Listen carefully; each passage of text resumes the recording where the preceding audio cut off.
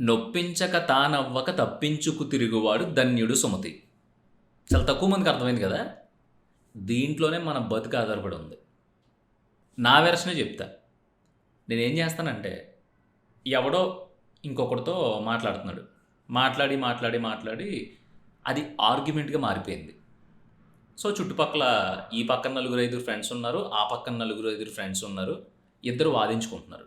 దాంట్లో నేను one of the friend. So, ఈళ్ళిద్దరూ వాదించుకుంటున్నప్పుడు కాసేపు చూసిన తర్వాత నేను తిన్నంగా ఉంటానా? ఉండను. దాంట్లో ఎవడిది తప్పు, ఎవడిది రైటు, నువ్వేంటి అలా మాట్లాడుతున్నావు, ఆడు సరిగ్గానే మాట్లాడుతున్నాడు కదా! ఎందుకు ఆడి మీద అలా నోరేసుకు పడిపోతున్నావు, అది ఇది అని చెప్పి నేను ఇన్వాల్వ్ అయిపోతాను దాంట్లో. ఇది నా నేచరు. నేను నిజంగా చెప్తున్నా, అది నా నేచరు. సో, అక్కడ ఏమవుద్దో తెలుసా? చివరికి వాదించుకున్నోళ్ళు ఇద్దరూ బానే ఉంటారు. గొడవ స్టార్ట్ చేసుకున్నోళ్ళు ఇద్దరూ బానే ఉంటారు. ఆ పక్కన ఐదుగురు, ఈ పక్కన ఐదుగురు ఉన్నారు కదా! ఈళ్ళు 10 మంది కూడా బానే ఉంటారు. ఈళ్ళకి తెలుసు ఆళ్ళు అనవసరంగా వాదించుకుంటున్నారు. అసలు ఎవడిది తప్పు, ఎవడిది రైటు అని. కానీ ఆళ్ళు మాటాడరు. ఆళ్ళందరూ ఏంటంటే సేఫ్ గేమ్ ఆడేవోళ్ళనమాట. నీలాంటోడు, నాలాంటోడు ఏంటంటే తింగర పప్పలంటారు ఆళ్ళని. మనం అందరిలా సైలెంట్‌గా ఉండొచ్చు కదా! కానీ మనం అలా ఉండం. అలా ఉండకపోవడం వల్ల మనం చాలా చాలా చాలా చాలా ఫేస్ చేయాల్సొస్తది. అదేంటో తెలుసా? ఈ దెబ్బలాడుకునేవోళ్ళు ఇద్దరితో పాటు ఆ పక్క ఐదుగురు, ఈ పక్క ఐదుగురు ఉన్నారు కదా! మొత్తం 12 మంది ఉన్నారు కదా! ఈ 12 మంది లాస్ట్‌కి మనల్ని ఎదవని చూసినట్టు చూస్తా ఉంటారు. ఆ బొక్కలే మనకు తెలీదేంటి ఈడే చెప్పాలి మరి. మేమేదో సరదాగా మాట్లాడుకుంటా ఉంటే సీరియస్‌గా తీసేసుకుంటున్నాడు ఆడు. ప్రతి దాంట్లో ఆడికి పెద్ద నాలెడ్జ్ ఉన్నట్టు, ఆడికి అన్నీ తెలిసినట్టు మాట్లాడతాడు అని చెప్పి మనల్ని అలాగా ఎప్పుడెళ్ళినా సరే అదేదో గొంగళి పురుగుని చూసినట్టు, గాజు పురుగుని చూసినట్టు అదో రకంగా చూస్తా ఉంటారు. పోనీ మనమేమన్నా తప్పు చేశామంటే లేదు. ఇద్దరు దెబ్బలాడుకుంటా ఉంటే, ఆర్గ్యూ చేసుకుంటా ఉంటే, "ఒరేయ్! నువ్వు మాట్లాడేది తప్పురా. ఈడు చెప్పింది కరెక్టే కదా! ఎందుకు నువ్వు అంతలా వాదిస్తున్నావు? అవును ఆడికి ఎక్స్‌పీరియన్స్ కదా!" అని ఈడికి సపోర్ట్ చేస్తే, ఈడు మనల్ని తగులుకుంటాడు, ఈడు మనల్ని తగులుకుంటాడు. చివరికి ఆ కాంపౌండ్‌లో మనం ఎదవలం అవుతాం అనమాట. ఈ జబ్బు నాకు తెలిసి నీకు ఉండే ఉంటది. నవ్వుకుంటున్నావు కదా! నాకు తెలుసు. ఎందుకంటే చెప్తా ఉంటే నాకే నవ్వొస్తుంది. కానీ నవ్వుకుంటున్నా కూడా ఇది చాలా సీరియస్ టాపిక్. ఫస్ట్ చెప్పుకున్నాం కదా! అంటే ఎవడైతే సైలెంట్‌గా ఉండి ఇది నాది కాదు అని తప్పించుకుంటా తిరుగుతాడో ఆడు మాత్రమే చాలా హ్యాపీగా బ్రతకగలుగుతాడు. మన నాలికని ఫస్ట్ మనం కంట్రోల్ చేసుకోవాలి. ఎక్కడో ఏదో జరుగుతూ ఉంటది గురు. ఆ జరిగిన దాంట్లో నీకు క్లారిటీ ఉంటది. అయ్యో! ఇది కరెక్ట్ కాదు కదా! ఆడు మాట్లాడేదని. అలా అని నువ్వు టక్కుమన గొడవలోకి దూరిపోయావనుకో, అసలైన క్యాండిడేట్‌లన్నీ సైడ్ అయిపోతాయి. అసలైన క్యారెక్టర్‌లన్నీ హైడ్ అయిపోతాయి. నువ్వొక్కడివే సెంటర్ అయిపోతావు. లాస్ట్‌లో అక్కడ నిజంగానే ఒక పెద్ద గొడవ జరిగిపోయి, అక్కడికి ఒకవేళ పోలీస్ రావాల్సొస్తే ఆడు కూడా ఏమంటాడో తెలుసా? అయినా గాని ఆళ్ళిద్దరూ గొడవ పడితే మధ్యలో నీకెందుకు గురు? అసలు నువ్వు మధ్యలో వచ్చి ఇంటర్ఫియర్ అయ్యి గట్టిగా మాట్లాడడం వల్లనంట కదా ఆళ్ళిద్దరూ కొట్టుకున్నారు. ఇంత పెద్ద రభస జరిగింది. తిన్నంగా ఉండలేవా నువ్వని మనల్ని 2 పీకుతాడు. పీకకపోయినా అందరి ముందు గడ్డెడతాడనమాట. అదే చివాట్లు తింటాం అంటారు కదా! అది. అందుకని నాలికని కంట్రోల్ చేసుకున్నావనుకో, ఫస్టు నువ్వు ప్రశాంతంగా ఉంటావు. తర్వాత నీ చుట్టూ ఉండే కాంపౌండ్స్ ఏవైతే ఉంటాయో అయి ప్రశాంతంగా ఉంటాయి. అది ఇంట్లో గావచ్చు, బయట గావచ్చు, ఫ్రెండ్స్ దగ్గర గావచ్చు, ఆఫీస్‌లో గావచ్చు, ఎక్కడైనా సరే. నాలికకి ఎప్పుడైతే మనం పని చెప్పడం మానేస్తామో, అప్పుడు ఫస్ట్ మన ఆరోగ్యం బావుంటది. ప్రతీదీ నెమరేయకుండా ఉంటాం గదా! అందుకని. సెకండ్ ఏంటంటే, మనం ఎక్కడైతే ఎళ్లి కూర్చుంటామో, అక్కడ అలా స్తబ్దంగా, నిశ్శబ్దంగా ఆళ్ళేదైనా కుళ్ళు జోకేస్తే బలవంతంగా నవ్వు రాకపోయినా భలే ఉందిరోయ్! అలా అన్నట్టు నవ్వేసి ప్రశాంతంగా వచ్చేసామనుకో, అన్నీ సవ్యంగా ఉంటాయి. ఇదంతా కాదు మనం అలా ఉండలేం అనుకున్నాం అనుకో, అసలు అలాంటి చోట్లకెళ్ళకుండా ఉంటే ఇంకా బెటరు. కానీ మనం అలా ఉండలేం కాబట్టి, ఉండలేనోళ్ళ కోసం ఇది. నువ్వెప్పుడైతే లొడ మాట్లాడటం మొదలుపెడతావో, అప్పుడు నీ వాల్యూ తగ్గిపోతది. ఎందుకంటే, "ఈ అమ్మాయి ఎప్పుడు చూసినా వాగుతూ ఉంటాడురా" అంటారు. నువ్వు నిజంగా పనికొచ్చే విషయం మాట్లాడినా సరే, ఆడికి నీ నాయిస్ అలవాటైపోయి ఆడు పట్టించుకోడు నిన్ను. అనవసరమైన ఒక ఆర్గ్యుమెంట్‌లో నువ్వు ఇన్వాల్వ్ అయినా, నువ్వే సెంటర్ అయిపోతావు. నిజం చెప్పు ఇప్పటిదాకా అలా ఎన్నట్లో ఇరుక్కుని ఉంటావు, ఖచ్చితంగా ఇరుక్కునే ఉంటావు. ఇయన్నీ ఒక కొలిక్కొచ్చి, నువ్వసలు అలాంటి ఆటిల్లో ఇన్వాల్వ్ అవ్వకుండా ఉండాలంటే, చెప్పాను కదా! ప్రతీదీ నాదే. ప్రతిదానికి నేనే ఇది. అయ్యో! అలా కాదు కదా! ఇలాగా, ఇలా కాదు కదా! అలాగా అని చెప్పేసి అసలు ఫ్యామిలీ గొడవల్లో కూడా జోరకూడదు గురు. ఎందుకంటే ఇద్దరున్నప్పుడు ఆళ్ళిద్దరిలో ఒకడు సపోర్ట్ చేసామనుకో, ఆ పక్కన కరెక్ట్‌గా ఉంది కదా పాయింటు అని అవతలోళ్ళందరూ అనుకోవట్లా. ఈడు మొత్తం మీద ఆడు, ఈడు ఇది అని మొత్తం మీద ఆళ్ళిద్దరూ కలిసిపోయారు అంటున్నారు. అంతే తప్ప ఆడికి రేపు పాపం అక్కడ ఒకటి జరుగుతుంది. దాంట్లో మెజారిటీ అసలు ఎవడు స్టార్ట్ చేసాడు? అక్కడ అసలు పాయింట్ ఏంటి అనేది ఎవడో ఆలోచించడు. ఇక్కడ కావాల్సిందల్లా ఒక ఎంటర్‌టైన్‌మెంట్. ఆ ఎంటర్‌టైన్‌మెంట్ అందరూ చూస్తా ఉంటారు. కానీ నీ దరిద్రం, నా దరిద్రం ఏంటంటే మనిద్దరం అలా చూస్తూ ఉండలేము. అలా చూస్తా ఉండకపోవడం వల్ల నువ్వు విలన్ అవుతున్నావు లాస్ట్‌కి. అవసరమా విలనిజం మన పర్సనాలిటీలకి? ఏదో మన బతుకు మనం బతికి మనం ఏదో పీకుదామని బయలుదేరాం కాబట్టి మన పని మనం చూసుకున్నాం అనుకో చక్కగా ఉంటది. అందుకని నాలికని కంట్రోల్ చేయాలి. ఇంకా గట్టిగా మాట్లాడితే దాన్నేమంటారు, మనం ఎంత విన్నా, ఎంత మోటివేట్ అయినా సరే ఒక్కోసారి మాట్లాడకుండా ఉండలేం. యమ్మ! ఇంత జరుగుతుంది ఒక్క ఎదవ మాట్లాడట్లేదు ఛా! అని చెప్పేసి ఎళ్లి పెద్ద హీరోలా ఇంటర్ఫియర్ అయిపోతావు కదా! అప్పుడు అవసరమైతే నాలుక కరిసేసుకో లోపల. ఎలా ఉండాలంటే కళ్ళంట నీళ్ళొచ్చేయాలి నాలుక కరుచుకుంటే.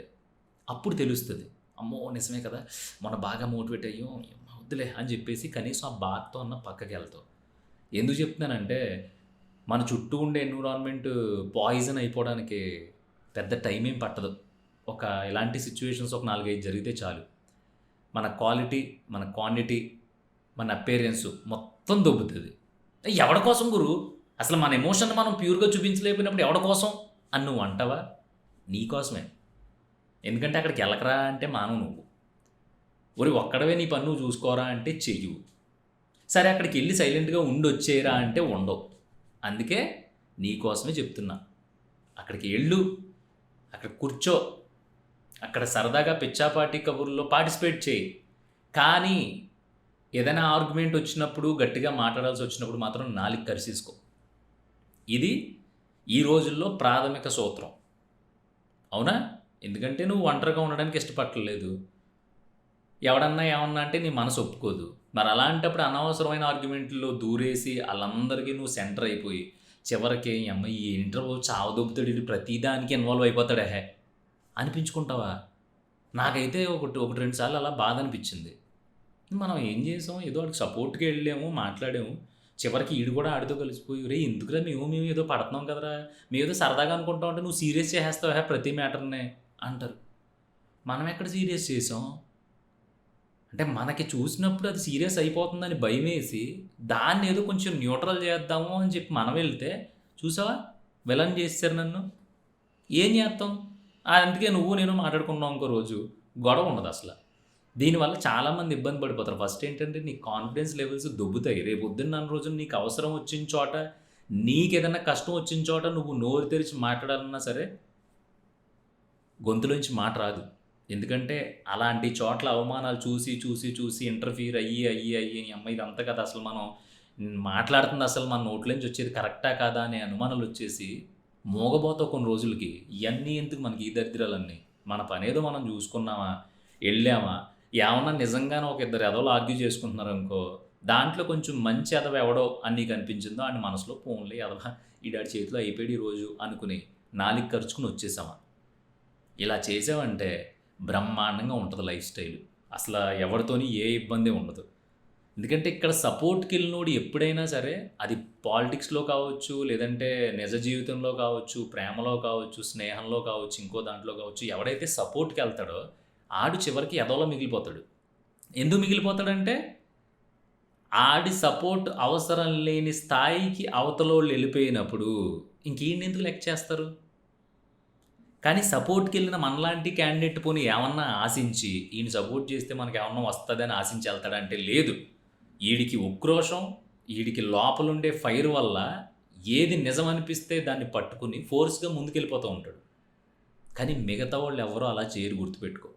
నీ చుట్టూ ఉన్నోళ్ళే. నువ్వున్నంత అగ్రెసివ్‌గా ఎవరు ఉండట్లా. ఎందుకంటే ఆళ్ళు మనకెందుకు అనుకుంటున్నారు.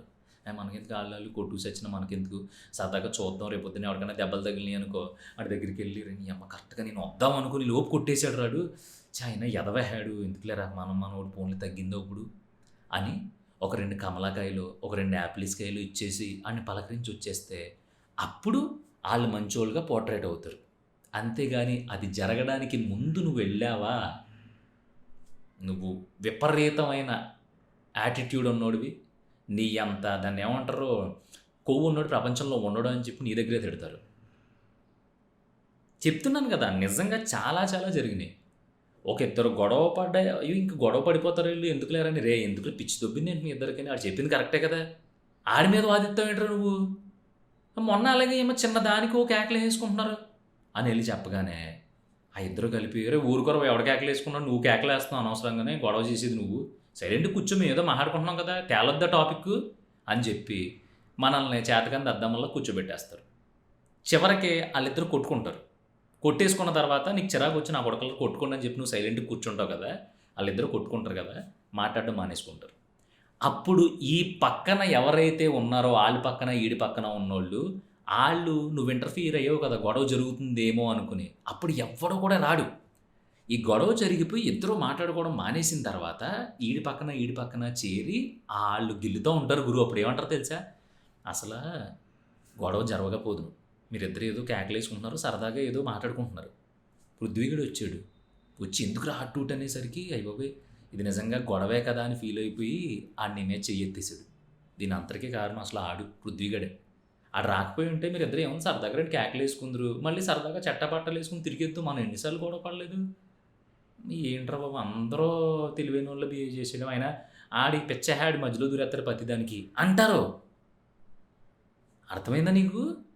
పోనీ నేను నువ్వు ఏమన్నా అనవసరంగా వెళ్ళాం అక్కడికి, వాళ్ళిద్దరూ కొట్టుకుంటే మనకు ఆనందమా, వాళ్ళిద్దరూ మాట్లాడుకోవడం మానేస్తే మనకు ఆనందమా? కాదు కదా. ఏమో ఎందుకురా చిన్న టాపిక్ పట్టుకుని అలా ఎలాడతారో ఆర్గ్యూ చేసుకుంటారని మనం చెప్పాం. చివరికి క్లైమాక్స్ ఏమైంది, నువ్వు దాన్ని ఏమంటారు, ఆ విక్రమార్కుడు సినిమాలో ఆడు అంటాడు కదా, ఎవడో అరే దాడు విలన్ ఉంటాడు ఆడు, ఆ టైప్లో నిన్ను చేతగానం చేసేసి నువ్వు లేని ప్రతి చోట వాళ్ళు ఇంకా అయ్యో బాబోయ్ ఆడు కేకలేయడం వల్ల రాత్రి ఇదంతా జరిగిపోయింది, ఆడు సైలెంట్గా ఉంటే సరిపోదును, మీ ఇద్దరు కొట్టుకోబోదురు అని నిన్ను ఎంత అంటే అసలు అమ్మలక్కల కబుర్లు కూడా ఉండవు, అంత దారుణంగా దిగజార్చేస్తారు. ఇది వినడానికి సిల్లీగా ఉంది కానీ నీకు బ్యాడ్ గురు. మనం అంత ఆడితో నీటితోని మాట పడాల్సిన అవసరం ఏముంది. అందుకే అంటున్నా, అలాంటి సిచ్యువేషన్ వచ్చినప్పుడు దయచేసి నాలుగు కొరికేసుకో, చాలా చాలా పెయిన్ హ్యాపీగా ఉంటుంది. ఎందుకంటే ఆ అలవాటు నువ్వు మానేయాలి. ఆ అలవాటు మాన్నంత వరకు ఇక్కడే కాదు ఎక్కడైనా సరే నీకు అది ప్రమాదమే. ఎందుకంటే గోతిక నక్కల్లా చుట్టూ చాలామంది ఎవడు దొరుకుతాడా అని తొక్కి పడేద్దామని చూస్తూ ఉంటారు. నువ్వు ఇలా ప్రతిదానికి తగుదనమ్మా అని వెళ్ళిపోయావు అనుకో, తొక్కుకుంటూ వెళ్ళిపోతారు నిన్ను. వాళ్ళు అడిగేసినప్పుడల్లా నువ్వు లోపలికి వెళ్ళడం, కాదు పోన్లే ఆడి మనం తొక్కడం ఏంటి, నా పక్కన నీతి నిజాయితీ ఉందని ముందుకెళ్ళేవా. అవి ఈ రోజుల్లో మెజారిటీ కొన్ని చోట్లలోనే పనిచేస్తాయి, అన్ని చోట్ల పనిచేయవు. దీనంతటికీ మించి గొప్ప పీస్ ఏదన్నా ఉందంటే అది నిశ్శబ్దంగా ఉండడం. చూస్తూ ఉండాలాగా, అలా చూస్తూ ఉండి ఉండి ఉండి ఎప్పుడైనా ఒక సిచ్యువేషన్లో నువ్వు మాట చెప్పావు అనుకో, వాళ్ళందరికీ నమ్మిడు ఎప్పుడు అసలు దేనిలోని కలగ చేసుకోడు, వాడు చెప్పాడంటే మొత్తం మీద కరెక్టే, ఎందుకు లేరా అని చెప్పి ఊరుకుంటారు. ఎందుకంటే నువ్వు అస్తమాటు కలగ చేసుకోవట్లా, అప్పుడప్పుడు కలగ చేసుకుంటున్నావు. ఈ రెండిట్లకి చాలా తేడా ఉంది. ఇలా యారగెంట్గా ఇన్వాల్వ్ అయిపోయే ఫ్రెండ్ కానీ రిలేటివ్ కానీ ఎవడో ఒకడు బచ్చేగాడు మనకు తెలిసినట్టున్నాడు అనుకో, ఆడికి ఇది షేర్ చేయండి. పాపం ఆ ఎదవకు తెలీదు నేను ప్రతిదానికి ఇన్వాల్వ్ అయ్యి వాళ్ళందరినీ సేవ్ చేస్తున్నాను అని ఈడనుకుంటున్నాడు, కానీ పాపం ఈ తింగరమాలోకం గాడిని అందరూ కలిపి సెంటర్ చేసి వీడికి తెలియకుండా ఆడు విలన్ అయిపోతున్నాడని చాలామంది ఉంటారు. దాంట్లో నేను కూడా ఆ గ్యాంగ్కి సంబంధించిన ఉన్నాయి. అందుకే నాలాగా నీకు అవ్వకూడదని నీతో చెప్తున్నా. ఏంటి అర్థమైందా? ఫస్ట్ అడిగి పంపించేది.